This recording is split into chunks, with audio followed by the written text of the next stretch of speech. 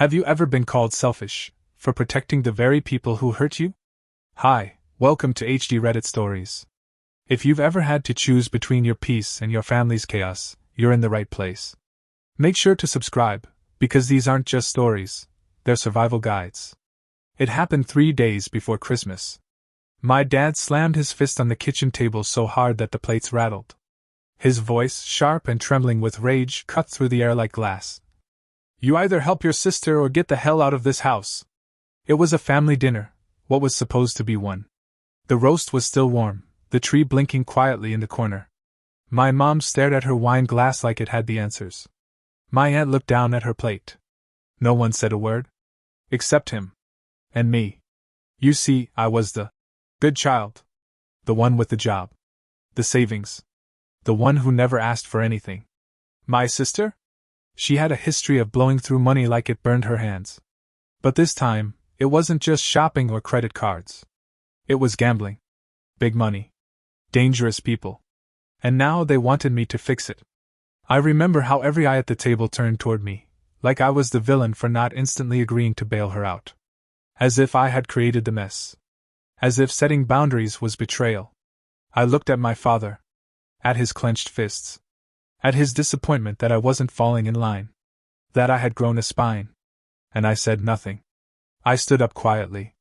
My chair scraped the floor like a scream. I walked out. No yelling. No crying. Just silence. But what they didn't know was, I wasn't just walking away from dinner. I was walking away from a lifetime of being the family's safety net. They didn't just want my help. They expected my sacrifice.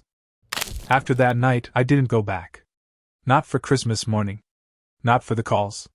Not when my mom left me 5 voicemails with that brittle, shaking voice she uses whenever she wants to guilt me into something. I didn't even respond to the group text from my cousin asking what happened, because honestly, I didn't know how to explain it in a sentence that didn't make me sound cold or heartless. But maybe I had finally reached my limit. Maybe being the responsible one didn't mean I had to be the family's doormat. The days after that dinner were strangely quiet. Too quiet. I was used to constant family noise, calls from my sister at odd hours, messages from my dad reminding me about errands, unexpected requests that somehow became my duty. But now, silence. And for the first time in years I felt still. It was like my body didn't know what to do without the weight of everyone else's chaos pressing down on it. But that stillness didn't last. It started with email. From my mom. Just a simple line. Call me. It's serious. And I knew exactly what it was about. I called her that evening. Her voice was tight, measured, like she was holding something back, or like she was reading from a script. Your sister's in trouble, she said. She borrowed money from the wrong people. She thought she could win it back before they noticed, but well, she didn't. I didn't say anything. I could hear her breathing, waiting for me to respond. She could get hurt, she added. They said they'd give her a week. Ethan, please. Just talk to your father. I almost laughed. Talk to him? The man who lunged at me in front of the entire family because I dared to say no? The man who looked at me like I was a stranger, like he hadn't raised me, fed me, taken me to school every day when I was a kid? Instead, I just said, I'm sorry, and hung up. That was the first real crack. The second came 3 days later when my boss called me into her office. Now I work in finance. That week had been brutal, and I was buried in reports. I thought maybe I missed a deadline or forgot something minor. But the look on her face, tight-lipped, eyes filled with concern, told me this wasn't about work. There's a man, she said carefully, who's been calling our office. Repeatedly. Says he's your father. He left some unsettling messages with our receptionist. Accused you of abandoning family, said you had a moral obligation to help your sister. My blood ran cold. I couldn't speak. Not right away. I'm not here to judge, she added quickly. But you need to handle this. Professionally and personally. We can't have family disputes bleeding into the workplace. I apologized. Profusely. Then walked out of her office with my heart pounding in my ears. That night, I blocked my father's number. And then I blocked my mother's. And my sister's. Because what other choice did I have? It wasn't just a boundary anymore, it was self-defense. But the third crack came when the hospital called. Yes, the hospital. Because my sister had taken a beating from the men she owed money to. She was found in a parking lot, bruised, half-conscious, with no ID and a phone that was smashed to bits. And someone, maybe a nurse, maybe my mom, put me down as her emergency contact. I went. Of course I did. I'm not a monster. But I didn't cry when I saw her. I didn't sit by her side and hold her hand. I stood at the foot of the bed, staring at the bandages and the bruises, feeling absolutely numb. My mother was there, too. Eyes red, cheeks streaked with tears. When she saw me, she whispered, "Thank God." I nodded. But I didn't say anything. Not until my father walked in. His presence filled the room like a storm cloud. He didn't even look at my sister. Just marched straight up to me and said, loud and clear, "This is what happens when family doesn't stick together." That was it. That was the moment something inside me broke clean in half. I looked him straight in the eyes and said, "No. This is what happens when you enable someone for too long. When you punish the people who set boundaries instead of the ones who cross them." He opened his mouth, probably to yell, to argue, to swing if we hadn't been in a hospital, but I walked out. I didn't look back. That was the night I decided I was done. Done being the fixer. The safety net. The bank account. The scapegoat. I went home, poured myself a drink, and wrote down everything I could remember, every loan I paid off, every time I bailed my sister out, every phone call, every text, every demand. I made a file. I kept receipts. Because deep down, I knew they weren't finished. They wouldn't just let me go. They'd try something else. And when they did, I would be ready. They didn't stop. Blocking their numbers only paused the chaos for a few days. Then came the emails. Long, emotional monologues from my mom. Short, angry messages from my dad. And when those didn't get responses, the messages turned manipulative. Screenshots of my sister in the hospital, old family photos, even a video clip of her crying and saying she didn't mean for things to go this far. But the tipping point wasn't the guilt tripping. It was the lawsuit. Yes. A lawsuit. They sued me. My father claimed that I had promised financial assistance, and that I had intentionally withdrawn it, leading to my sister's injuries. The documents were delivered to my apartment by a man who didn't meet my eye. Just handed over the envelope, and walked away like he'd been doing this for years. I sat on my couch for a long time, just staring at the stack of legal pages in disbelief. And then, something in me clicked. This was no longer about money. This was about control. They couldn't yell at me anymore, so they were trying to punish me on paper. In public. Legally. They wanted me to be afraid. To bend. To crawl back and beg for forgiveness. But what they didn't know was, I'd been preparing. I didn't just make mental notes of everything they said. I'd been documenting, quietly and thoroughly, for months, maybe even years. Every request. Every Venmo transfer. Every email that mentioned repayment. Every bank withdrawal I'd made under pressure. I even had a spreadsheet. Color-coded. Dated. Organized. And the most important part? I had boundaries in writing. I had messages from my sister saying, "I know you said you can't help me anymore, but please." Or, "You already said no, but I thought I'd ask one last time." I hired a lawyer the next morning. He read through everything. Then looked at me and said, "This is one of the clearest examples of family coercion I've ever seen. You've done 90% of the work already. We're going to dismantle this." And we did. We didn't just respond to the lawsuit, we countered. We filed a motion to dismiss, attached with all the evidence I had gathered. We also submitted a harassment complaint, complete with voicemail transcriptions and witness statements from coworkers who had overheard my father's calls. But I wasn't done yet. I knew my father wouldn't back off until he was embarrassed. Publicly. Legally. Permanently. So I took it a step further.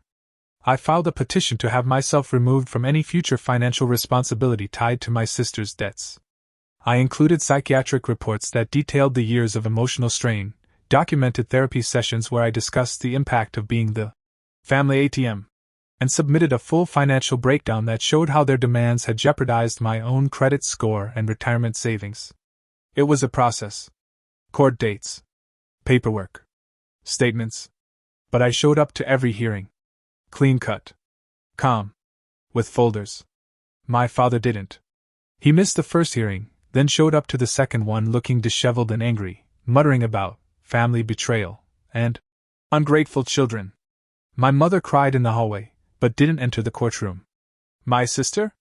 She was there. She avoided eye contact the whole time. Wore sunglasses indoors. Brought a man with her, probably a boyfriend, maybe someone else caught in her mess. The judge didn't even take long to decide. Everything was dismissed. But more than that, the court issued a formal statement declaring I held no financial or moral obligation to support my sister or my parents. It wasn't just a legal win. It was a declaration. On paper. From the state. And that's when I did something I never thought I'd do. I told my story.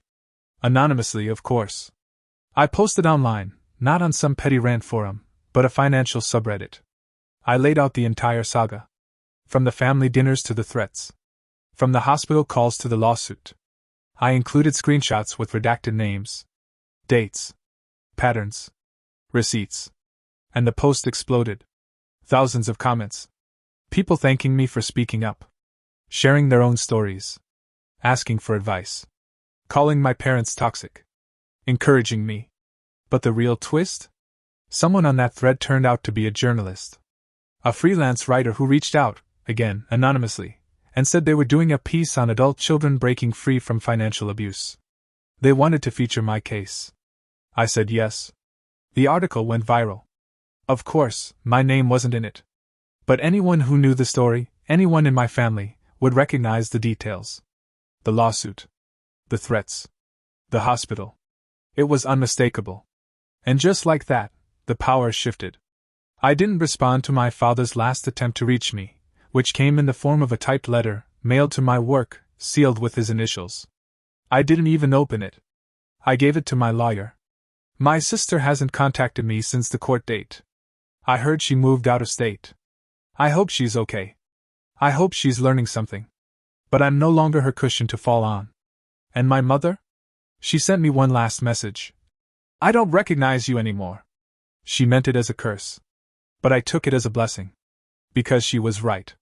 I wasn't the same person anymore. I wasn't the boy who said yes to every request, who paid everyone's bills, who kept peace at the expense of his own sanity. I wasn't the shield, the fixer, the silent one. I was something else now. I was free. It's been 11 months since the last letter from my father. I still have it. Unopened. Folded and tucked away in a drawer I almost never touch. Not because I'm holding onto it for sentimental reasons, but because it's a reminder. A monument to what used to be. A relic of a life I no longer live. In that time, I've rebuilt things I didn't even know were broken. I changed apartments. The old one felt haunted, not with ghosts but with pressure. With memories of nights spent calculating how much I could afford to give without going under myself. With echoes of ringing phones, of guilt wrapped in parental disappointment. So I moved. Nothing fancy. Just quieter. Lighter. Like my lungs could finally expand. I started therapy again. Not for emergencies this time. Not for damage control. But to process. To actually heal. To unlearn years of reflexive people-pleasing and hyper-responsibility. My therapist told me something I'll never forget. You can love someone and still choose yourself. That isn't betrayal. That's survival. I repeated that line to myself every morning for weeks. Work improved, too. My boss, who had once quietly questioned whether I could draw boundaries, told me she was proud. Not because I had fought back, but because I had done it with grace, with documentation, with logic instead of vengeance. My reputation at the firm, oddly enough, soared. I got more clients. Bigger responsibilities. Promotions. Apparently, being the person who can stand up to their own family shows people you can handle almost anything. But the real change, the one I didn't expect, came from the people I didn't even know. Strangers. Ever since the article went live, people have found me. Not in person. Not directly. But through threads. Through anonymous messages. They didn't know who I was, but they knew what I had done. Some shared their own horror stories, parents stealing their credit, siblings using their names for loans, constant emotional blackmail disguised as family obligation. Others simply said, "Thank you. I thought I was alone." And then one day, something surprising happened. I got invited to speak. Not on a stage, not in some dramatic TED Talk setting, but to a small, private support group for adults disentangling from toxic families. They wanted to hear how I had navigated the storm. What steps I took. How I knew when it was time to walk away. I agreed. At first, I was nervous. My hands shook. I wasn't used to talking out loud about something that had, for so long, lived in the dark corners of my private world. But as I began to speak, detailing the dinner, the hospital, the lawsuit, the courtroom, I watched the room lean in. People nodded. People cried. Some laughed bitterly at how familiar it all sounded. It felt like exhaling. Like I'd been holding my breath for years and only just realized it. And afterward, someone came up to me, an older woman, maybe late 50s, silver hair tied in a bun, and she said, "Your story gave me permission to walk away from my brother. I don't think I could have done it without hearing you." I didn't know what to say. So I just hugged her. That was the night I stopped feeling ashamed. You see, shame was the last chain I hadn't broken. It's sneaky. It creeps in when you finally get peace and whispers, "You didn't earn this. You should have stayed. You should have given more." It sounds like your mother's voice. Your father's. Your sister's. But now I know better. I didn't betray anyone. They betrayed the part of me that tried, desperately, to hold everything together. And speaking of my sister, she messaged me. A month ago. No fake name. No burner account. Just her, from a new number. She wrote, "I know you probably hate me. I'm in a different place now. I've been in recovery for 6 months. I wanted to say thank you. For walking away. Because when you did, I had no one left to lean on but myself. And weirdly, that saved me." I stared at that message for a long time. Then I wrote back. "I don't hate you. But I can't be part of your story anymore.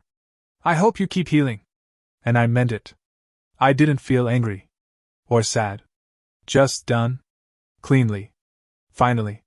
She didn't reply. And that was okay. Not everything needs a tidy bow. Sometimes, the win is just the silence. The peace. The absence of crisis. Now, my life is quieter. My phone doesn't buzz at midnight.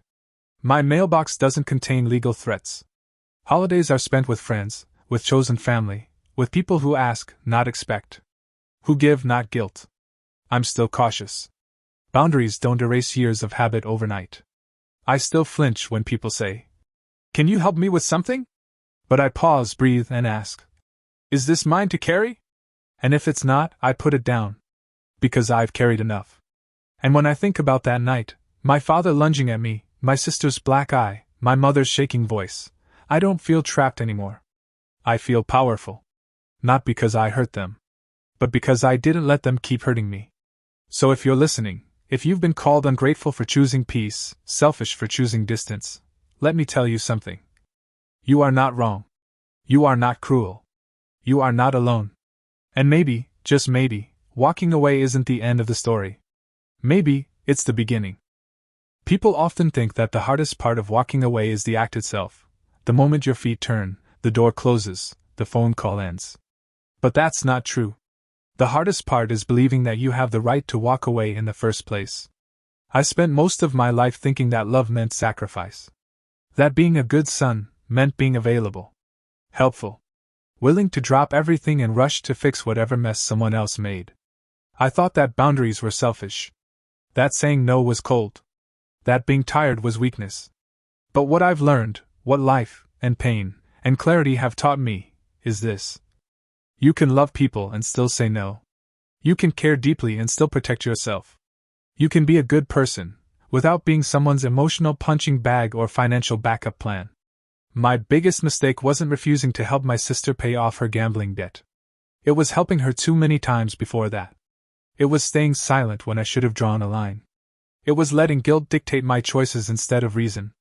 Instead of self-respect. Because here's the truth they don't tell you about family. Loyalty without boundaries becomes bondage. And when a family member weaponizes your loyalty, when they guilt you, sue you, shame you for stepping away from dysfunction, that's no longer love. That's control. I've learned that real love is not loud or demanding. It doesn't twist your arm or raise its voice. It doesn't tell you that you're ungrateful when you choose mental health over obligation. Real love says, I see you. I understand. And I want you to be okay, even if it means I don't get what I want. I didn't grow up with that kind of love. But I've started to build it for myself.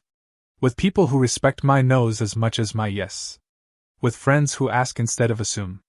With a therapist who reminds me that boundaries are not walls, they're doors with locks, and I get to choose who enters. I've also learned to forgive myself. Forgive the version of me who tried too hard. Who gave too much. Who bent until he broke. Because that version was just trying to survive. He was doing his best with what he knew. And now, I know better. And knowing better has changed everything. It's changed how I show up at work. How I date. How I spend holidays. How I handle pressure. How I speak to myself. It's even changed how I define success. It's no longer about money or promotions or being seen as the stable one in a broken family. It's about peace. Sleep. A quiet Sunday morning with coffee and no buzzing phone full of panic. That, to me, is wealth. That, to me, is freedom. So if you're someone who feels torn between your needs and your family's demands, please hear this. You are allowed to say no. You are allowed to rest. You are allowed to outgrow people, even if you share blood. And if they punish you for choosing yourself, let them. Because the ones worth keeping will never ask you to burn yourself to keep them warm. They'll bring their own fire. Or sit with you in the dark until the light returns. That's what I've learned. That's the life I'm building now. And it's quieter. But it's mine.